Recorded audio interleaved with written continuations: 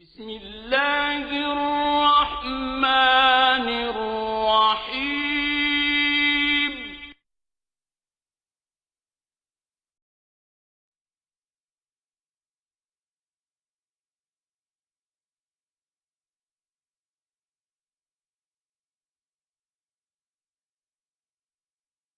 بسم الله الرحمن الرحيم إنه لقرآن كريم في كتاب مكنون لا يمسه إلا المطهرون تنزيل من رب العالمين بسم الله الرحمن الرحيم إنما يريد الله ليذهب عنكم الرجس أهل البيت ويطهركم تطهيرا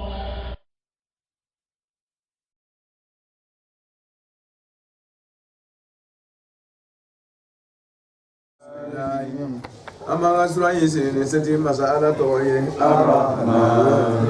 Masami kanyina ya katatu la mojena Masami kanyina kere kere di mana jom la rajo la kampro jom ga alhamdu Bion feto wa ekotando tilla Musabatila masala tayala rabbil alamin Nantum bela jeneti ala Ar-Rahman Ale masami hina nakadam bela jena jena Ar-Rahim ale masami kahina kira-kira na batu banyo ila rajodo nema tumele maliki yaumiddin la ramarado masa amansini na le toye iyaka ile ala kire ne la na'budu amibado wa iyaka ile ala kire ne la nasta'inu amide mayini kife sabe de ba tanale ala ko ehdina Ola manyini fekuika kada asiraba Siradeka al-mustaqim Sirat nidili bekuso fe ala kambe siratu sirat lilika Siratul ladhina Anga be mugahuka siralema an'amta Ile ala nema na nema sukupedola alayhim Ika joima muka Ghairil maqduri Mafu ile ala jimina alayhim mun koro ni ningere ye wala qali na kalam bala fi bantu jirani woni sawda ba do gawi awa suratul fatiha ko dairena ala ka daire kan islamu be mu yere islamu ala ka daire ka yo ka do islamu ya ala ka bunda ka daire ye ala ki so ka soima bismillah ko fatiha corona yere ka soima fatiha daire na do fembe daire na ni Jie daire na lara daire na ala ka kanga here be daire na awa suratul fatiha afisabatiya akabu akasha ala kirayi kanto dundu la sallallahu alaihi wa sallam li Jabir bin Abdullah al-Ansari ma ako Jabir bin Abdullah al-Ansari ma ko ya Jabir ko re Jabir ala uallimuka afdal suratin anzalaha Allah fi kitabihi akoy yalanti jubale asron bela jerena fismatina ala yimu jira ka Qur'an ko bela fismatina suran kemeritan nani bela fismati pita dongo fuyewa faqala lahu Jabir kado alakrama bala ako femanji ko bosa bi abi anta wa ummi ede ne bani faye ngako bela jerena ngajin la harala Ya Rasulullah ya alaga chide kana mau kunafunya alimniha ukirama ya Rasulullah alimniha we banyi ni fi kan lo nyaw la fi ngo nyini fi iko foyi fa allamahu alakra Jabir lalonya alhamdulillah ummul kitab miye Qur'an yere bere jere mbay miye Qur'an la sabi Umu koro de ko la sali voilà parce que din la sali be bo bala ko be fo bama o umu o ya koro we umu koro de la sali na fara ko fatiha ma ko ummul kitab yani asasul kitab qur'an la sali aliri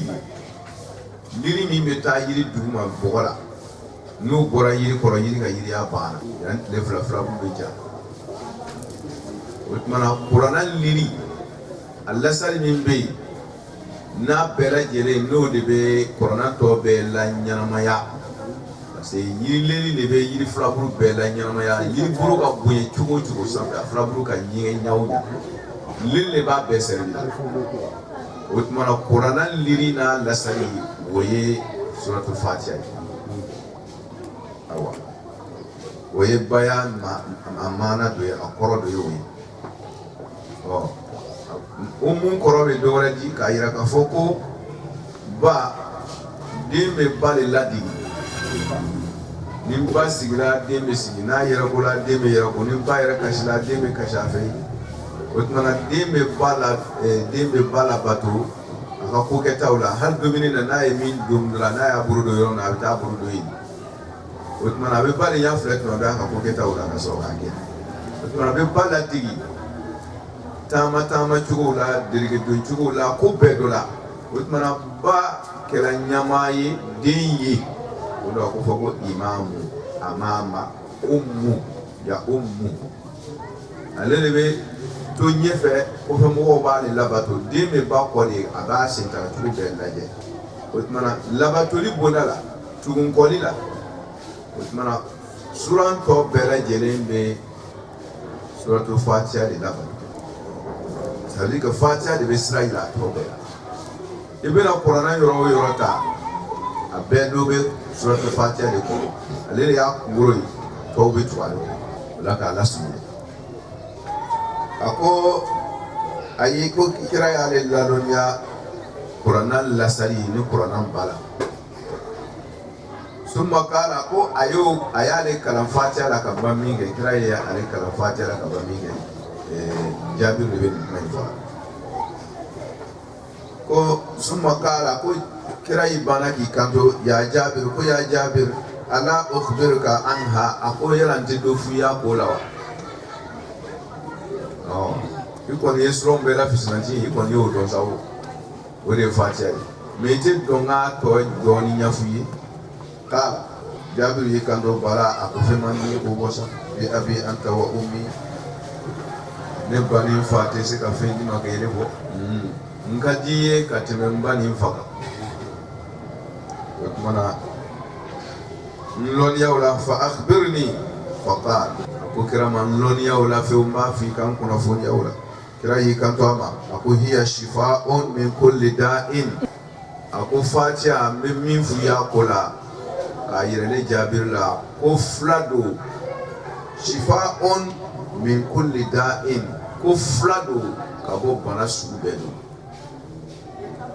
fla sugu bedo kabo bana sugu bedo shifaa'un nakra min kulli da'in umum kullu adatul umum ko fla sugu bede Fatiha kabo bana sugu bedo ala ka fla kenai illa sam akuma fo sayasa wasamu al-maut samu le dire no sai kuni saya konte Fatiha kilala flala aywa akotu ni amnana de ala kira bere ma sallallahu alaihi wa sallam annahu qala aqul walladhi nafsi biyadi aqwali kira babi kale masala alikra nigume masami ka marakono abi kalu masala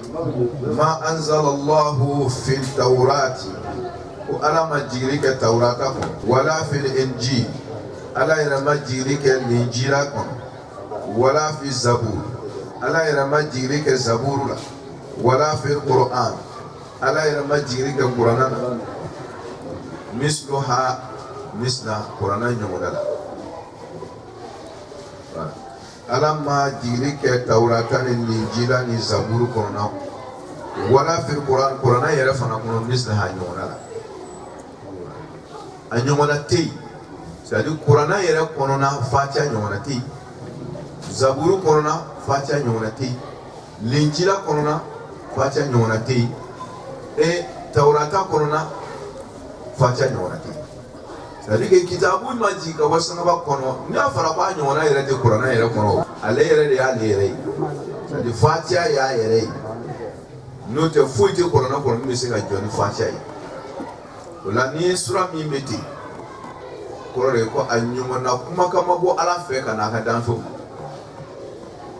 o tuma na ne maa min y'o to yen sa ala kana kɛ a tobaga ye hiya ummul kitab kira de b'i kalan ni ala la k'ale ni bɛ masa min kɔrɔ a bɛ ka fatiha ɲɛfɔ an ye an k'a dɔn min don a ko kuranɛ ba don an dun ye baya in fɔ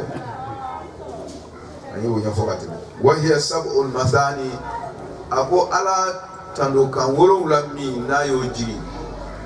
ni tandokan wɛrɛ tɛ yen ka se o ma tuguni a ko ale don kuranɛ ale fatiha ni wa hiya maqsumatun a ko ale fatiha in tilalen don bayna Allah wa bayna abdihi ala yɛrɛ n'a ka jɔn cɛ wa li abdihi ma sa'ala awa ko fɛn b'a ka jɔn ye sa n'i ye min ɲini ala fɛ n'o tɛ n'i ye nin kalan ka ban dɔrɔn ala b'i daya ala ko ale sɔnni ma n'i bɛ min fɛ a fɔ ale ala b'i jaabi parce que a ye fatiha dilan ale ala ni de cɛ k'i ka du fɔ k'o tɔ b'i yɛrɛ bolo ye ya rabbi k'an kɛ fatiha in taba ɲuman ye ala k'o kɛ k'an kɛ a fanba ɲuman ye ala k'o kɛ sura in n'o ye suratul fatiha ye bismillahir rahmanir rahim awa an ye caman fɔ a la san jan tɛmɛnenw na ani kuranɛ yɛrɛ jigidon na an ye dɔɔni t'a la tiɲɛ don fazakir fa inna zikra tanfa'ul mu'minin n'i ye kuma kɔsigi a bɛ nimayɛjɔnw nafa fatiha yɛrɛ tun ye kuranɛ bɛɛ ye o tuma na dɔɔni mun don hali n'i jɔra kan ko i bɛ kuranɛ yɛrɛ bɛɛ fasa n'ale kelen ye a bɛ se parce que i bɛna fɛn o fɛn fɔ kuranɛ kɔnɔ a bɛɛ dɔ b'a kɔnɔ ye komi ale de bɛna tafsiri fatiha yɛrɛ de bɛna tafsiri parce que kuranɛ bɛɛ b'ale de kɔnɔ kuranɛ tɔ bɛɛ b'ale ɲɛfɔla o tuma na o sababu kosɔn n'an bɛ taara an bɛ référence kɛ n'a ye tuma bɛɛ an bɛ kɔsigi fɔ ni ye bisimilah ye ni ye rahman ye ni ye rahim ye ni ye alhamdulilah ye ni ye rabbil alamin ye ni ye maliki yawmiddin ye kuranɛ bɛ ten o tuma na kuranɛ bɛna don o de ɲɛfɔliw la fo ka taa o tuma na hali ni an ma jɔ yɔrɔ kelen ka waati kɛ a kan tuguni a bɛ faamu kuranɛ yɛrɛ kɔnɔna parce que kuranɛ y'ale ye o la bisimilah an b'an sini n'ale Alahu Taala yɛrɛ masaba jaabi tɔgɔ ye ismu an ye kɔrɔsiɲɛman d'a la ka tɛmɛ mais min ka girin an b'o de ta n'o ye sumuwu ye min ka girin ismu na arabukan na parce que kɔrɔw ka ca la min ka girin a bɛɛ la k'a fɔ ko n'o de bɛ di yan ta ismu de ma o de ye sumuwu ye kɔrɔta n'a fɔra ko ismullah ani uluwullah ala ka kɔrɔta i ko cogo di sisan ko bisimilahi ko n bɛ n sini ni masaba ka kɔrɔta ye n bɛna n bolo don ko o la o ka kɔrɔta bilahi kuma kɔrɔ de ye n'i tɛ kɔrɔta fɛ i ka kɛta min na i kana bisimilahi fɔ a daminɛ yen mais n'i sini ni ala ka kɔrɔta ye ko o ko la o ko tɔgɔ bɛ baraka sɔrɔ a bɛ kɔrɔta sɔrɔ u bɛ dume fana a bɛ sabati diɲɛ latigɛ kɔnɔ kɛ a ye jateminɛ kɛ n'o bɛ fɛ ka koba dɔ kɛ yɔrɔ dɔ la o b'a tɔgɔ la fɛn dɔ la an ye kɔnkura la an y'a tɔgɔ la dɔ la ça veut dire que a tɔgɔ la min na hali ni o mɔgɔ mun ma bange k'a sɔrɔ ɲɛnamaya kɔnɔ sanji 100 kɔfɛ o b'a a tɔgɔ jumelen bɛ to yen parce que a tɔgɔ bɛ yɔrɔ nin kan kɔn dɔ fana bɛ yen o fana tɔgɔ la foyi hali ni den mun ma bange ka foyi ye n'o ɲɛ ye n'o wolola ka kɔn dɔ sɔrɔ ko nin tɔgɔ lalen bɛ dɔ la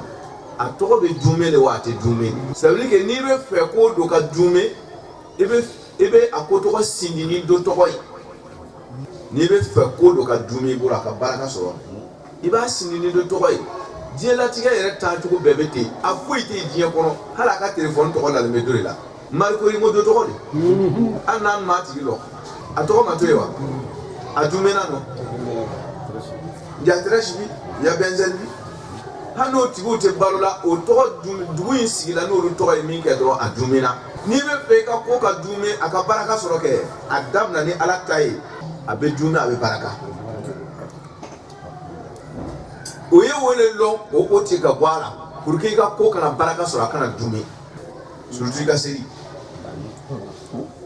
aga ke kom na fantai e ka ko do créer ka bla et puis ma to bla kan che bebe na ka yere ta isini et puis akala ni fɛn bɛ nun sɔrɔ ka sɔrɔ fɛn tigi t'a la dɔrɔn fɛn nafanta fɛn baraka bannen ni tigi ma y'a la parce que a bɛ laban ka kɛ ten de jɔn ta de on sait pas bon dɔ la mais jɔn ta de mɔgɔ tɔgɔ t'a kan o karamɔgɔkɛ dugukolo il y a l'eau il y a pas de numéro dessus ça c'est terrain vide c'est vieille c'est dugukolo lankolon do hali étage ko kɔni b'a sanfɛ on voit pas. A numéro du il y a pas de numéro. Voilà. Il y a pas de numéro de bismillah. C'est identifié maintenant. Dieu t'a dit. Voilà. Si tu veux identifier ta prière là, il faut commencer avec bismillah. Ça sera identifié. Sinon, il n'y a pas de numéro dessus. Fais bébé Kenny, t'auras des. Han mobile le go Peugeot. Comme Mercedes. Et quand vous voulez dire du coup, ça fait n'a t'auras l'anté dollar. Quand on dit qu'il y a ele ba lamla ki ka sen le dam ne matoko blala bebe na ka ta shetan ba mi rota la ere sa ko fara do ba rai ala kan kirisi na tro nge bismillah ila ale da biye dien la hala de bi buroti bismillah aywa ala bana tuguni ka yire la o ko ni ka chegu iga kiraba ma foi dam na fo bismillah kira to fona ya kete aya be di ma korona koro Quran kan ya fura ko cogo de ko iqra bismi rabbikal alladhi khalaq iqra ko ga mune kala bismi rabbik ko ga bismi aika billahi Quran kan ya fura ko ga bismillah kala bana passé fe be bismillah e mun wara fo kira yela nyamoro la kun fura aya premier mina ala bolo ko ga bismillah kala ismu ko la te ga bismillah bo ati ibina ismu fa be tira ka bolela parce que me odima akaidu korona ilmun kalamuna Allah jami wala asma ibina ala to fa arrahmanu wa rahimu wa khaliqu wa latifu wa qadiru qadiru zahiru batin ala to sugu ye ja be wora ka bo munena Allah wa ismu la ko ka ismu la yika ikra ismu rabbika lazi khalaq ko ka bismillah kala bismillah to a fuli ya kira ko ka bismillah kala o ko so ma franchi dam na fa ka bismillah fo dai o ikene ke nabra ibrahim ben nabra isma ko mo ta be ko nai innahu min sulaiman wa innahu bismillahir rahmanir rahim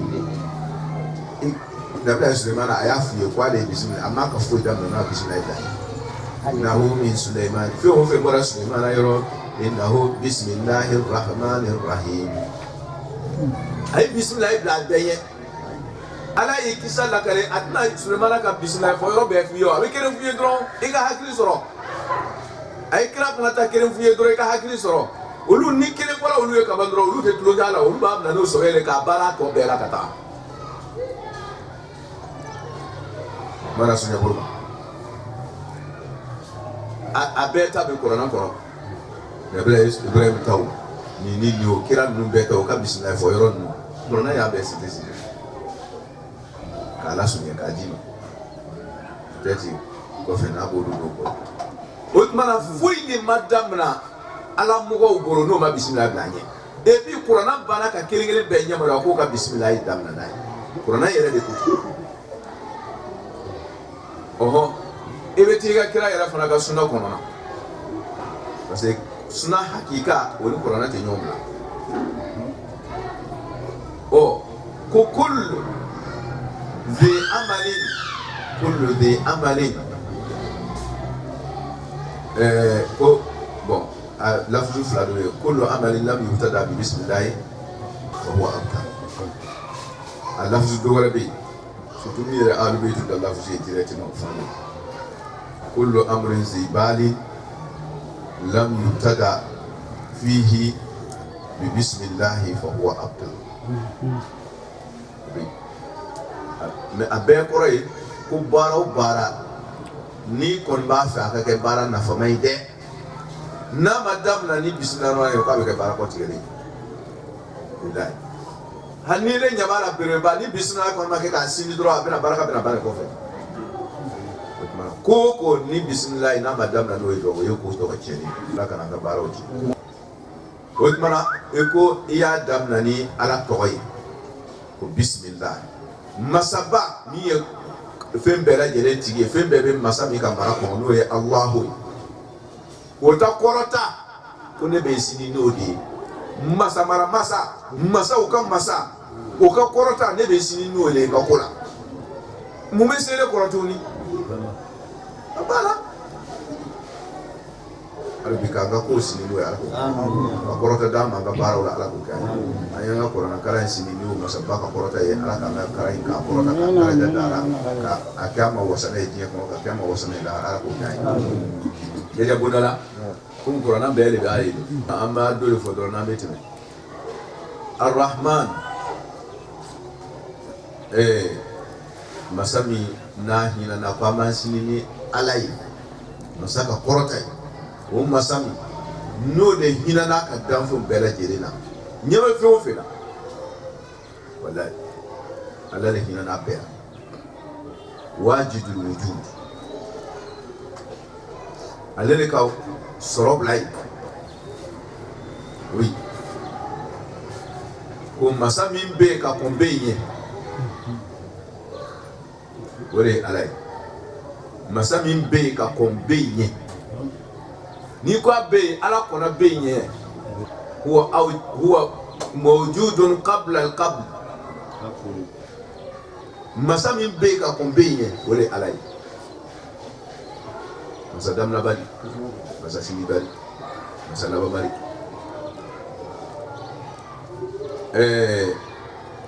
o tuma Ar-Rahman o masa min n'a hinɛna fɛn bɛɛ la walayi fɛn bɛɛ o tuma na k'o kɛ danni yɛrɛ ta mankutu ye ɲɛnamafɛnw danfɛn bɛɛ lajɛlen ka mankutu ye Ar-Rahim min kɛla hinɛ kɛrɛkɛrɛnlen jumɛnlen masa ye a hinɛni bɛ bɛɛ la a ka hinɛ fana a bɛ jume o ye Rahimi k'ale bɛ hinɛ bɛɛ la et puis a ka hinɛ fana a bɛ jume o ye Rahimi o tuma komi diɲɛ ta tɛna jume o tuma Rahimi o kɛra lahara hinɛ ye parce que ale bɛ jume a bɛ hinɛ bɛɛ la o Rahman Ar-Rahim min bɛ jume o ye lahara ta ye k'Ala sɔnna o tuma na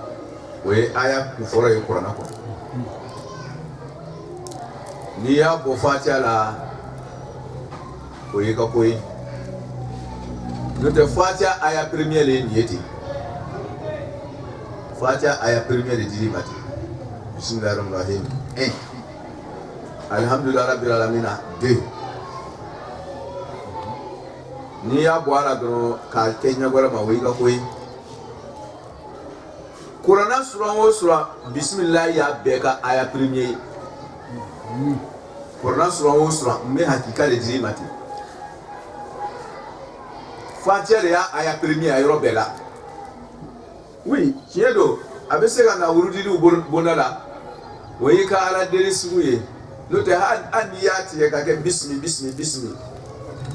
hali kana Alahu yɛrɛ fɔ a bɛ jaabi o walayi bilayi bisimi a bɛ mɔgɔ kalaba ka bɔ yɔrɔ jan sisan ka don yan Alahu yɛrɛ bila a kan mais o kɔrɔ de k'a fɔ a dama ye aya ye o non an bɛ sariya kiti de la quoi n'o tɛ kana don siriw ta bonda la n'i y'a ta siriw kan ko i bɛna ayaw jata di i bɛ bɔ zéro kan o tɛ bayani ye o tɛ sariya ye tuma dɔ yɛrɛ la n'i lɔra aya ta lɔ yɔrɔ la dɔrɔn i ka siriw la a tɛ ɲɛ yɛrɛ tuma dɔ la an bayan tɛ ɲɔgɔn ka sira ani sariya kiti tɛ ɲɔgɔn ka sira la o kosɔn n'i ko i b'a ta ko parce que e de b'a wurudi ko aya 7 Fatiha suratu aya 7 i b'a ta bismillah i t'o ta la i b'a ta alhamdulillah ka taa lɔ yɔrɔ dɔ la ye et puis comme a bɛ jaabi o cogo de la yɛrɛ bolo a bɛ ne kɔnɔ sa k'o de aya 7 ye hakika wa i ka siriw jaabi sira de ye o ye n'o tɛ o ni bayani cɛ ka jan ayi sariya kiti b'a dama na dɛ kana ni siru nyam wala atita ay atita no do kono kula ma o kaduna de habe atifa Allah de be mais Allah atifa o fana be e abe bo fana mais e kala siru ta ka nyami bayan na ko atinyo ngasrala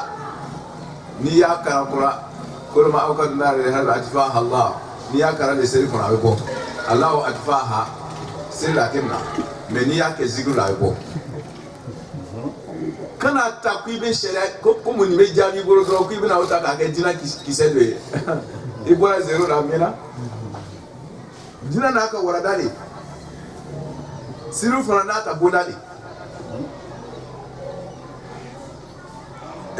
alhamdu ko mana aya sura Quran sura kiri kiri be bismillah ya beta aya ku foroi ni ya bwala wi ga koyi ala ma bwala amma sura jina ma bismillah bla nyefe wotuma ifana kana bwala suratu tawba to mi na ma jigo nyefe mo washi fana ma bla fana nyefe nite shia koyi nite sura koyi ala tadi Qur'anai aya jigi tugo na be tini voilà duma bwala duma faraka bismillah ba sura ngere be nyefe etni mo fana sura die do ko nsa be ko abira Qur'an sura kana do dabna ko atna bismillah fo mais ere ba kana fe mi na sabri ka doloke mais muna sele ba gwala ha Qur'an ko telewa ni Qur'an ko lo esa ma jigini sura nyede fana wa ajigira na me mumbi blani ba le gwala seri keto ka sura ale dun ka boni sura mi yere na kara ni ye mu ko be damna ni ala to ni ala ya to bla sura damna na ya gwala bala ta te sura ni ha mo ko ga bono ko ga choroba to bla ka e bo wara ka gwaka basi de ala ka fonda ko imanda mai ngwan famu law alhamdulillah tando bela jere lillahi wa ala masabata tando te mite alhamdu kono alif lam istigraq tando be do na kono be de bala tando suko alif lam lori tando dingere de ala ya nya fo kere fo ko ka foti abe fon foti wori la fat kuma yi don fo la katima watu la ana wisra fe alhamdu tando bela jere ka'inun lillahi inun lillah وثم الحمد مبتدا لله جر مجرور في محل رفع خبر بالمبتدا تقديراته كشان نوم وبر خبرته نجر مجرور كخبر تقدير من على كشان دوبا التقدير كفيل دوبا التقدير كاسمي التقدير كلي اسمي par exemple ولا دوباكري الحمد لله الحمد مستقر لله الحمد مستقر لله تنصبت لما على تيالا جار مجرور دولمه خبر محذوف لله خبر تيالين دولبي جار مجرور دولمه ولا ما ولا تقدير مستقر الحمد تنو مستقر وصبت لله عليه دوبا التقدير كفيرو ني اسمه مستقر اسمه التقدير كفيرو الحمد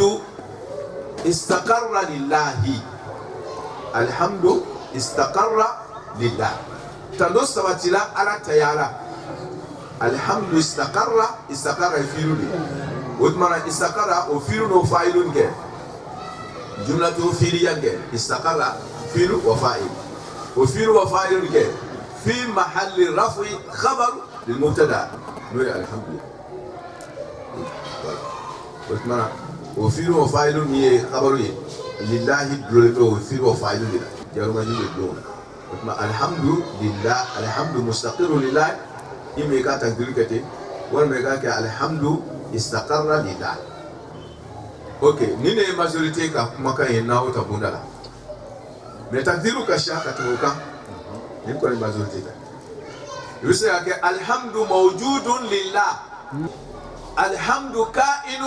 لله التقدير بالنبلا الحمد كائن لله تنو كلمة علي alhamdu mawjudun lillah, alhamdu sabitun lillah. Mbe takdiratu nawla mais mo be baraka mi ka sheya nyewre fo mustaqir istaqar imme ka ga ismu ubi ka ga firu jaru majrur na nawla yoro ka ke kabaru yi ataddir de menika jaru majrur ka kabaru yoro mutaalliq bi hada al-mazkur ala kan sabab wod man tando bele jelen sabatile me ala ta yala sa ruti dambi shitai ala ko anu yo le détail de odona na ala ko tando betu sabatila le tayala odma ni en frère nyon tando ala ba le tando ko tando te dambi yale ala ko ele nya do kuma korola kai kuma koroye ave ya nyon majamo gansa le ala tade tando biya abe ko sale ala le ne kan lo sangaba min koro kan joju koro min ka hakili min soro ka ene tando jule yo dia ala otman ne be tando min kera ele mogonina o tando in farala ala la e fara ye ke walima min ke ni o kelme sababu ye ne be e tando la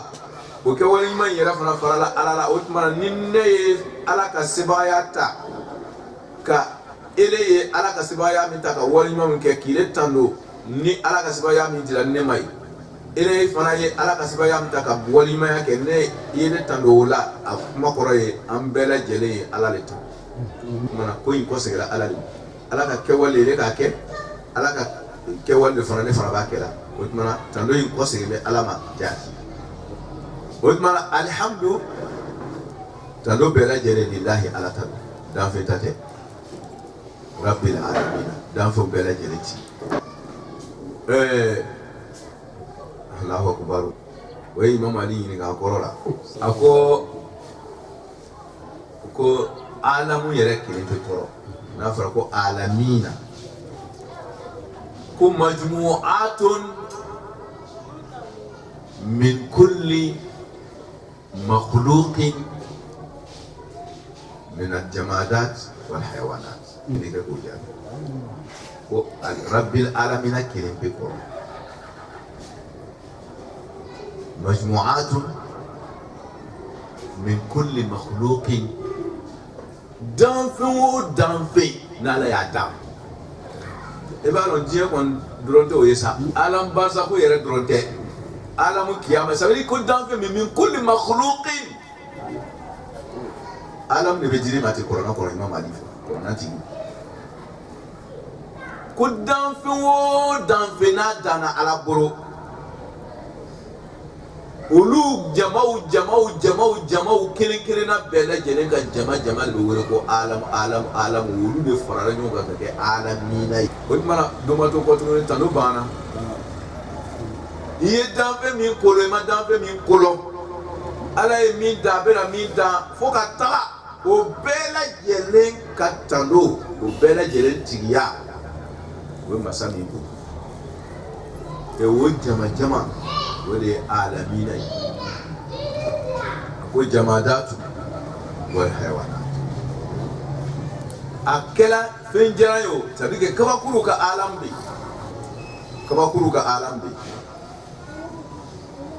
biun ka alambi yiru ka alambi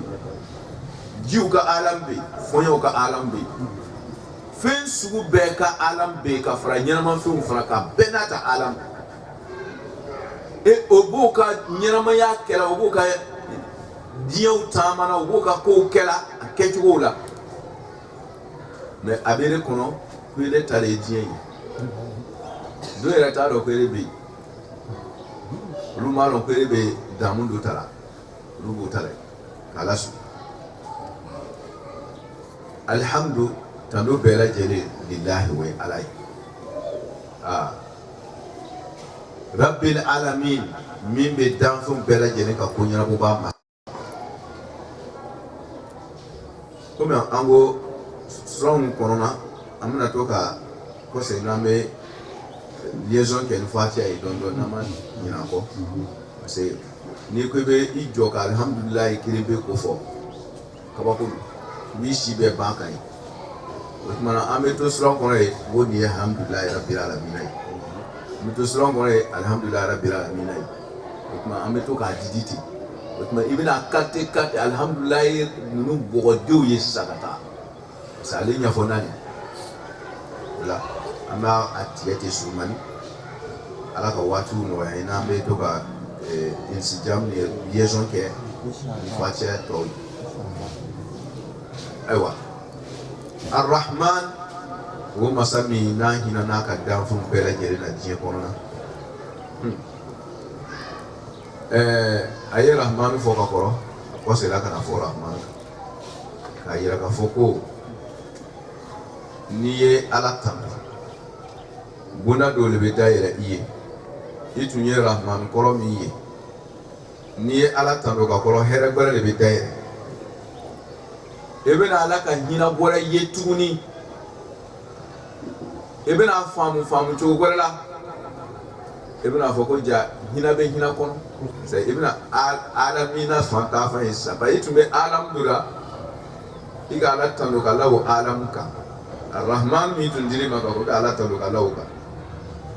masa min ye rahmani masa ye anw na masa min ye rahim masa ye anw na alhamdulillahi rabbil alamin o masa min n'a ɲinana diɲɛ bɛɛ la ka ɲinɛ lahara duguba bɛɛ la o tuma na ala an b'o masa tando danfɛn bɛɛ lajɛlen tigi i y'o tando min kɛ a ye hɛrɛ wɛrɛ dayɛlɛ e tun ma yɛngɛ min kan i ko o y'a dan ye o rahman ni rahman tɛmɛnen tɛ ɲɔgɔn kan sisan masa min hinɛna an na tuguni hinɛ ta hinɛ la walayi ala ka o hinɛba in k'a d'a ma ala k'o kɛ arrahim a bɛ hinɛ dunbelen wɛrɛ wolo ka bɔ i ka hinɛ dunbelen kɔrɔma kɔnɔna n ye wɛrɛ f'u ye mɔgɔ dɔ bɛ yen ala k'an kisi n'ale man kɛnɛ bɛrɛbɛrɛ n'i ye pomme d'a ma k'a dun